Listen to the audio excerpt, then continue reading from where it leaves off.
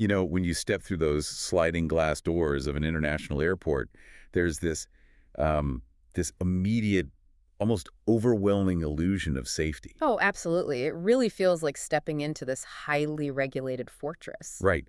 I mean, you see the bright clinical fluorescent lights reflecting off the floors. You look up, and there are just endless rows of security cameras tracking every single square inch. Yeah, and you've got uniformed personnel everywhere, dogs sniffing luggage, multiple layers of ID checks. Exactly. It's this environment that's completely designed to make you feel like every variable is controlled. Like, every threat has just been filtered out at the perimeter. But the thing is, it is a brilliantly constructed facade. We inherently assume that just because we had to take our shoes off or unpack our liquids and walk through a millimeter wave scanner just to buy an overpriced bottle of water, that bad actors simply couldn't exist in that space. Yeah, you feel untouchable once you're past TSA. Right, but the data paints a radically different picture. The sheer volume of people passing through these terminals, it actually creates the perfect camouflage. We are essentially looking at a highly lucrative hunting ground. And the numbers backing that up are genuinely staggering. Yeah. Just to, shatter that illusion of the airport fortress right away. Let's hear it. So there's this heavily documented case from a major international hub. It involved a traveler standing at a really busy baggage claim. She had just gotten off a long flight and was looking down at her phone, likely trying to track a rideshare or text her family. Which we all do, right? The second we land. Exactly. Yeah. And in exactly 13 seconds, without a single weapon being drawn, she was robbed of $4,200. Wow. Yeah. 14 seconds, surrounded by literally hundreds of other passengers, and nobody saw a thing. See, what's fascinating there is the absolute invisibility of the extraction. I mean, it wasn't a violent mugging. No, not at all. It wasn't some chaotic grab and dash. It was this calculated, highly choreographed exploitation of human behavior. The individuals running these operations, they don't rely on force. They rely on exploiting your psychology, your habits, and honestly, your biology. Which perfectly frames our mission for this deep dive. Today, we are tearing the lid off the highly evolved tactics of modern airport scammers. Yeah, it's such an important topic. We're going to look specifically at how they target seasoned, mature travelers, and we're going to break down the exact mechanics of how these invisible crimes happen. We've got a stack of research detailing everything from psychological manipulation to digital interception. And, we should probably establish a baseline right away. The objective of uncovering all this, it isn't to induce panic. Oh, definitely not. Travel is an incredible privilege. You should thoroughly enjoy it. Right. The goal is simply empowerment through awareness. By dissecting the precise mechanisms these individuals use, we can hand you the tools to fundamentally shift your posture in an airport. Yeah, to transition you from being a potential vulnerable target into, like, an invisible observer. Exactly. Someone who can spot the machinery of a scam before the gears even start turning. And the most surprising takeaway from our sources is where this machinery actually starts. It doesn't begin with someone eyeing your expensive suitcase or your designer watch. It starts with your personality. That's right. Long before a scammer ever reaches for a wallet, they are standing in the terminal, actively profiling your social behavior. They are weaponizing your own good manners against you. They are essentially running a real-time behavioral analysis on the crowd. They scan the concourse for very specific social cues. Like what kind of cues? Well, they watch how you interact with the barista at the coffee kiosk or how you navigate around a slower walker. They watch to see if you hold the door for the person behind you. So they're looking for nice people. Exactly. They are actively seeking out traits like empathy, helpfulness, and just a general reluctance to cause a scene or be a nuisance. And here's where it gets really interesting. This is precisely why mature and senior travelers find themselves disproportionately targeted. Yeah, it's a huge factor. Scammers know that older generations were raised in an era where politeness, respect for strangers, and an immediate willingness to lend a helping hand, those were drilled into them as non-negotiable core values. It is a calculated exploitation of decency. The scammer views your natural inclination to be helpful not as a virtue, but as an operational vulnerability. That is so cynical. It is. Let's look at the mechanics of the classic distraction pickpocket maneuver to see how this plays out. Say you're standing in a long, tedious security line. The person immediately in front of you suddenly drops a handful of metal coins, or maybe they stumble and spill a cup of coffee all over their own shoes. Yeah, and your immediate hardwired instinct, because you're a decent, functioning member of society, is to step forward, apologize on their behalf, even though you didn't do anything, and bend down to help them gather the coins or hand them a tissue. Yes. And that biological reflex is exactly what they are banking on. Neurologically, your brain cannot focus on two complex tasks simultaneously. So you're entirely focused on the spill. Precisely. When your visual field and your physical attention drop to the floor to help, you experience a temporary cognitive blindness to everything else around you. Mm. Studies of security footage reveal that this specific distraction creates a highly predictable 4-second window. While you are looking down and speaking to the person who dropped the coins, their unseen partner is stepping up directly into your blind spot. Unzipping your bag. Exactly. Quietly unzipping your shoulder bag, extracting a wallet or a passport. You never feel a thing because your sensory input is entirely flooded by the crisis on the floor. It's basically analog hacking. It It is. really is. But what I found even more insidious in the research is when they bypass the misdirection entirely and just attack your empathy head on. Oh, like the carry my bag scheme? Yes. The carry my bag scheme is a perfect example. You're sitting near the gate, and this friendly, stressed-looking traveler approaches you. They give you a warm, apologetic smile and say, I am so incredibly sorry to bother you, but my checked suitcase is exactly 2 pounds overweight, and the airline wants to charge me a fortune. Would you mind just dropping this one small wrapped gift into your carry-on for the flight? You'd be saving my day. And that request seems incredibly benign, right? Almost charming in its reliance on community trust. But this raises an important question about the legal reality of air travel. Yeah, agreeing to that favor is easily one of the most perilous decisions you can make in a terminal. Because the legal danger there is absolutely catastrophic. It sounds like you're just helping a fellow traveler in a bind, but you could unknowingly be signing up to be a drug mule. Right. If you say yes, and you walk that item toward the security checkpoint or an international customs desk, this legal concept of constructive possession kicks in. And that legal concept is entirely unforgiving. If that harmless-looking gift contains illegal narcotics, unregistered currency, or prohibited contraband, the authorities will not care about the nice young man who asked you a favor back at the food court. I really won't. The contraband is physically in your bag, which means it legally belongs to you. Exactly. There are tragic, documented cases of polite, well-meaning travelers facing severe legal consequences, including lengthy international jail sentences, entirely because they felt it would be too rude to say no to a stranger in need. And the flip side of exploiting our empathy is exploiting our conditioned respect for rules. We read several accounts of scammers utilizing fake authority figures. This one is so bold. It really is. They wander the terminal in counterfeit, vaguely official-looking uniforms. Maybe a high-visibility vest and a lanyard with a fake laminated badge. They confidently approach a traveler, claim there is a critical discrepancy with their passport or a suddenly unpaid airport tax or an issue with their luggage weight. And then they demand an immediate, on-the-spot cash fine to resolve it.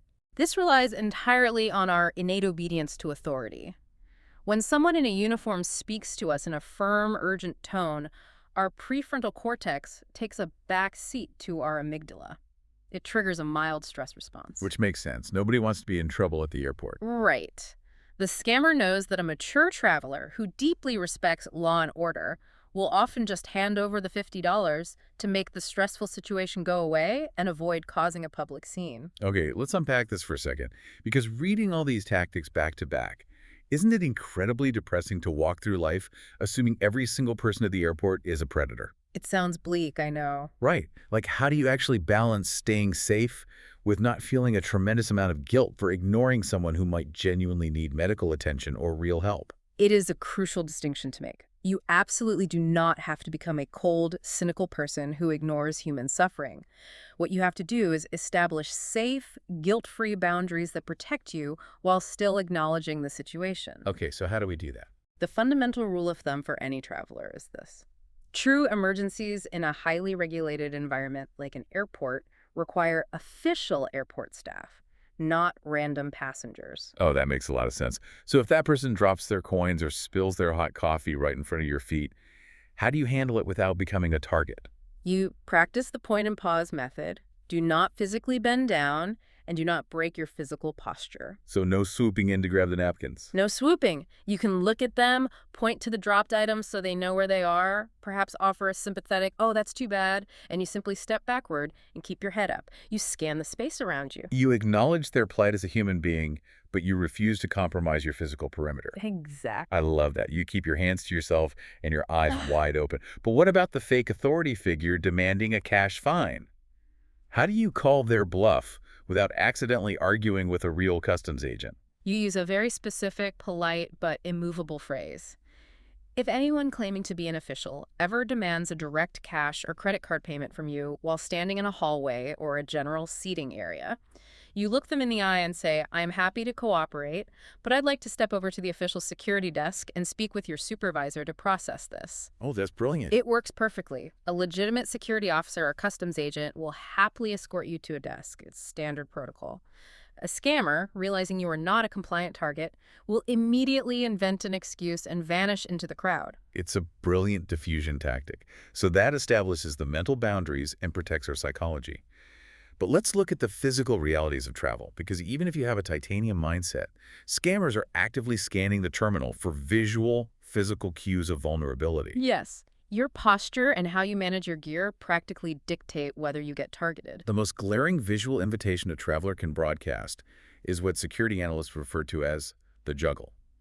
It is a silhouette of pure chaos. The juggle is so dangerous. Oh, I have to admit, I have absolutely been the poster child for the juggle. You're rushing toward the TSA line. You have a scalding hot coffee burning your left hand. Your right hand is gripping your phone, desperately trying to keep the screen bright so the QR boarding pass doesn't time out. Oh, I've been there. You have a heavy winter coat sliding off your left shoulder, your passport is clamped awkwardly between your teeth, and your carry-on bag keeps tipping over because the wheels are crooked. We have all found ourselves in that exact configuration. But to an observer with malicious intent, that silhouette screams opportunity. Right, because you literally don't have a free hand. Exactly. When your hands are entirely occupied and your attention is fractured across 4 different falling objects, you physically cannot react if someone bumps into you and slips a hand into your coat pocket. So what's the fix? The immediate physical solution is radical consolidation. Before you ever get within 50 feet of the security line, stop. Drink the coffee or throw it away. Put the phone, the passport, and the jacket inside a single, securely zipped bag. You want to walk into the choke point with 2 free hands and an upright posture. And the actual geometry of how you wear that bag is vital too. The sources were very specific about crossbody bags and backpacks.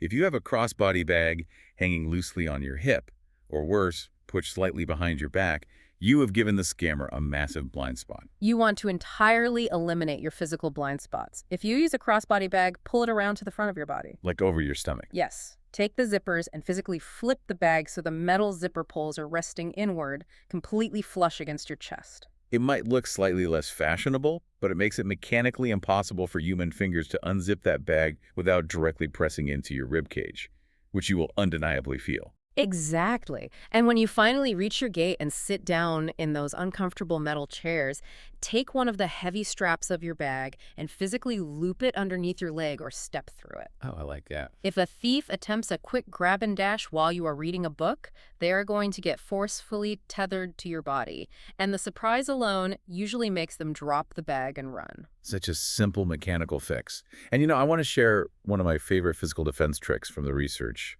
for the actual security checkpoint itself. Let's call it the TSA bin trick. Oh, this one is great. We all know the stress of the conveyor belt.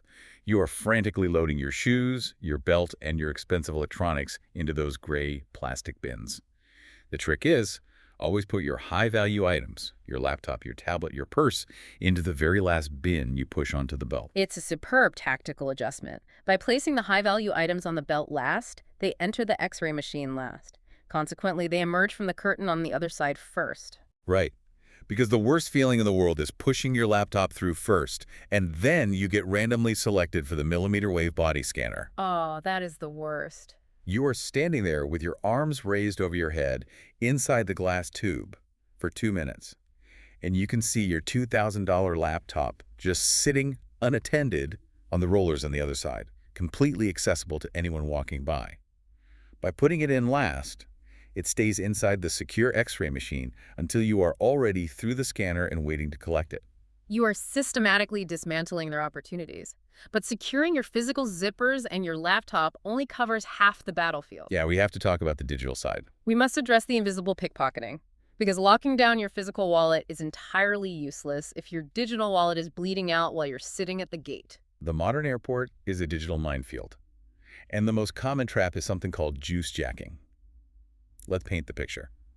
You've been traveling for 12 hours, you have a layover, and your phone battery icon is flashing angry red at 3%. Panic sets in. Yes. And you look over and see a sleek, public USB charging port built right into the armrest of a seating area. It feels like an absolute lifesaver. It is designed to feel like a lifesaver, but it is often a cleverly disguised trap.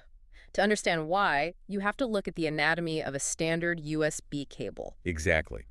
Most people think a charging cable is just a tube for electricity. But inside that tiny metal plug, there are multiple separate pins. Two of those pins are designed strictly to transfer electrical power to charge the battery. But the other pins are designed to transfer data. Right. That's how you sync your phone to your computer to download photos. And that data connection is what the criminals are exploiting. Malicious actors tamper with these public USB kiosks. They pry off the faceplate and install a hidden microcomputer behind the port. That is wild. They just pop off the plastic and put a computer in there. Yes. And when you plug your phone in, you see the little lightning bolt icon and think you are just getting a charge.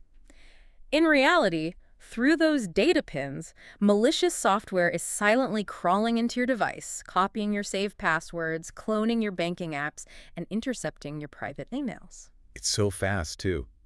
The research highlighted a terrifying case where a traveler plugged her phone into a public terminal for just 10 minutes while waiting to board. Just 10 minutes. Yeah.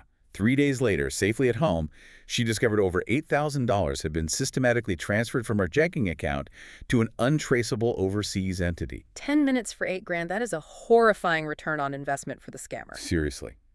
So the takeaway from the experts is absolute. Never, under any circumstances, plug a bare USB cable directly into a public port.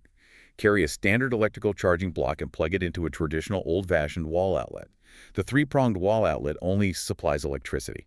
It is physically incapable of transmitting data. And if you are in an older terminal where wall outlets are scarce and you absolutely must use a USB port, you should invest in a tiny, inexpensive device called a USB data blocker. Oh, I've seen those. Yeah, it's a small adapter that sits between your cable and the port. Think of it like a drawbridge that is permanently raised. It allows the electrical current to flow across, but it physically severs the connection to the data pins. No data can pass in either direction. It's basically a $10 piece of plastic that secures your entire digital life. But hackers don't just rely on cables, do they? They are heavily exploiting wireless connections through a tactic known as quishing. Which is QR phishing. Right. Scammers take high-quality sticker paper, print out their own malicious QR codes, and physically walk through the airport slapping their stickers directly over the legitimate QR codes on restaurant tables, parking meters, or lounge entry signs. So you sit down for a sandwich, point your camera at the QR code, assuming it will pull up the digital menu, but your browser is silently redirected to a counterfeit website. It perfectly mimics the restaurant's page, but is actively harvesting your credit card information when you try to order. And if fake QR codes weren't enough, we have the evil twin Wi-Fi networks. This one genuinely blew my mind. It is incredibly common. A hacker will sit in a busy terminal area with a powerful portable Wi-Fi router in their backpack. They broadcast a network signal with a name that is almost indistinguishable from the official airport Wi-Fi. So if the legitimate secure network is named Airport Free Wi-Fi with underscores, the hacker might name their malicious network Airport Free Wi-Fi using spaces. Exactly. And I want to use an analogy here to explain exactly why this is so dangerous. Yeah. Connecting to an evil twin network is essentially like someone setting up a perfectly painted, official-looking blue USPS mailbox right next to the real one on the sidewalk. That's a great way to think about it. You walk up, assume it's legitimate, and drop your tax returns, your checks, and your private letters inside. The scammer now owns every piece of information you just sent. When you connect to that fake Wi-Fi, the hacker is standing in the middle of your connection.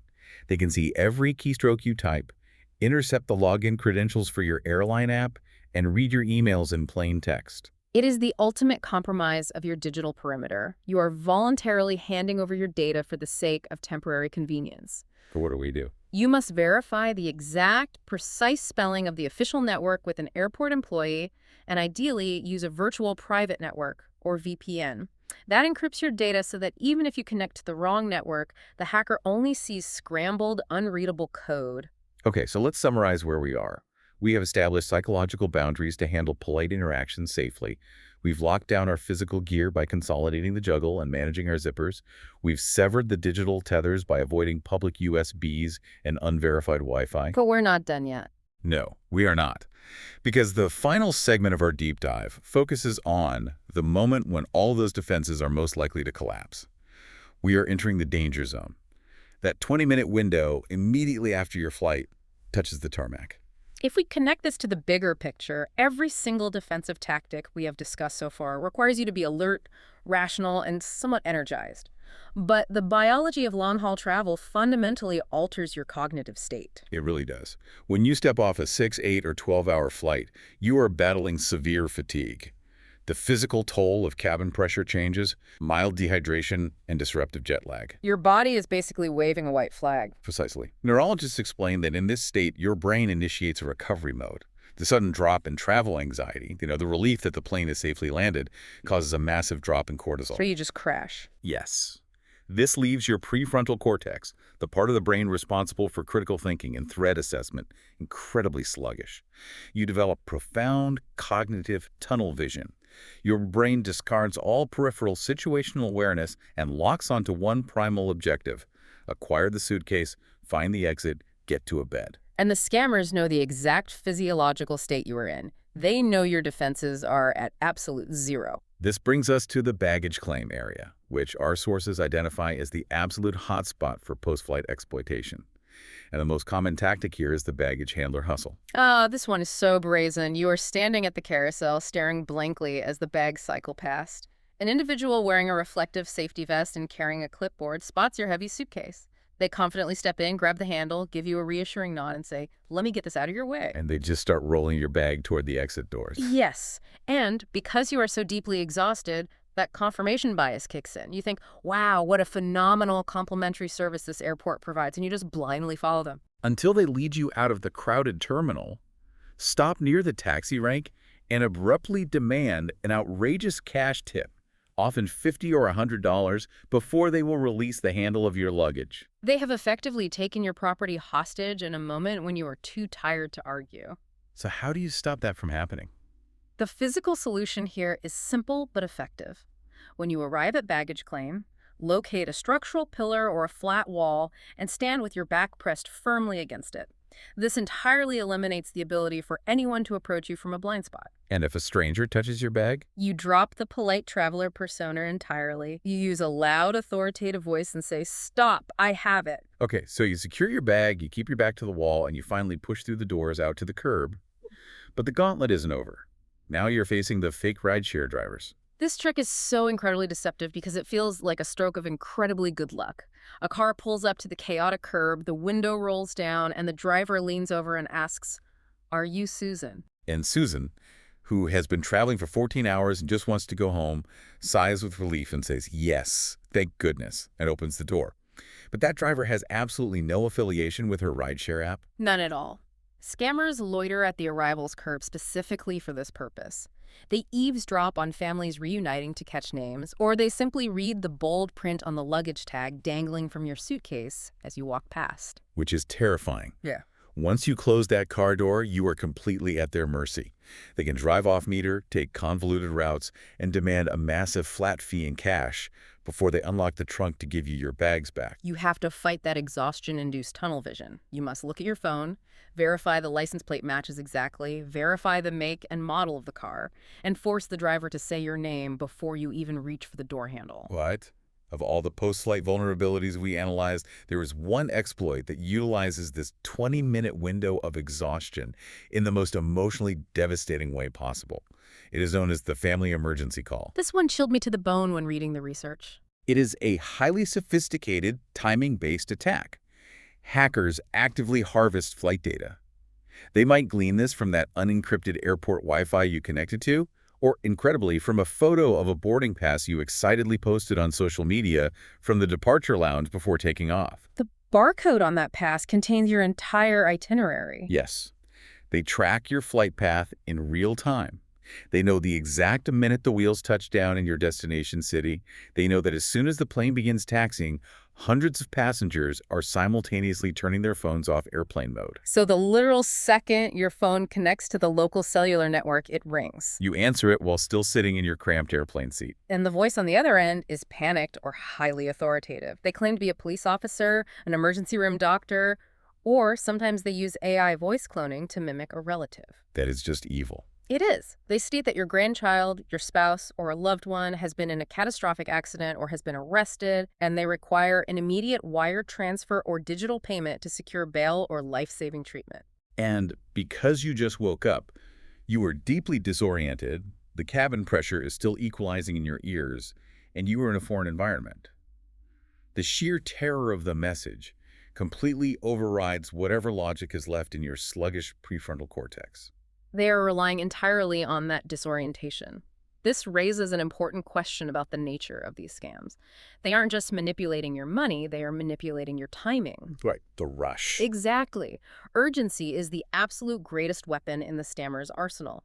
If they can force you to act quickly, driven by artificial panic or confusion, you won't take the 10 vital seconds needed to hang up the phone and call your relative directly to verify the story. So what does this all mean for us as travelers? How do we synthesize these warnings without becoming paranoid shut-ins? It means deliberately taking back control of your environment. Yeah. By understanding the precise mechanics of these tricks, how they profile your empathy, how they exploit your physical blind spots, how they hijack your data, and how they weaponize your exhaustion, you simply refuse to play their game on their terms. Practicing a polite but incredibly firm boundary, wearing your bags flush against your chest, treating your digital data with the same paranoia as a stack of physical cash. And above all, forcing yourself to pause and breathe during that critical 20-minute post-flight window. That is how you transform a chaotic, stressful terminal into a manageable, predictable space. And as we wrap up, I'd like to offer one final perspective to reflect on during your next layover. Okay, let's hear it. Look closely at the physical architecture of a modern international airport. It is meticulously designed with soft, ambient lighting.